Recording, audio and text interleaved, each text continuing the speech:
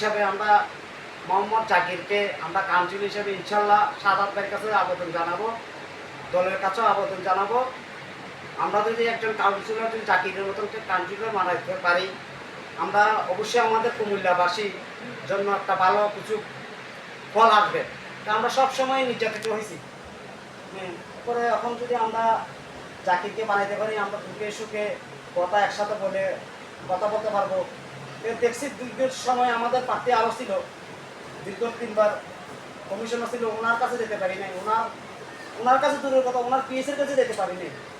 আর জাকিরের সাথে কথা বলতে বলে আমরা যে কোনো লাইতে 4টা বলেন 3টা বলেন জাকিরের বাসা যেতে পারি, ফোন করে চলে আসে। বা আমরা জাকির না থাকলে জাকিরের আমরা 4-5 জন লোক আছে বিশ্বস্ত লোক, আমরা জাকিরের কাজটা করে দিতে পারি। তো আমরা সবাই আশা করবো 19 নম্বর ওয়ার্ডের আমাদের ভোটার একটা লোক যদি জাকিরকে যদি ভোট দিয়ে এবার দেখো জাকির কি করতে পারে, দুঃসময় যেরকম করছে ইনশাল্লাহ সামনে আরো ভালো করবো।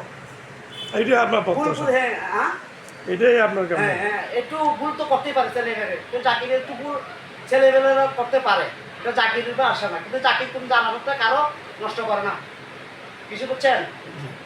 জাকির কারো কাছে টাকার কাছে কি জানা বা জাকিরের ছেলেগুলো আমরা যাইনি কোনোদিন।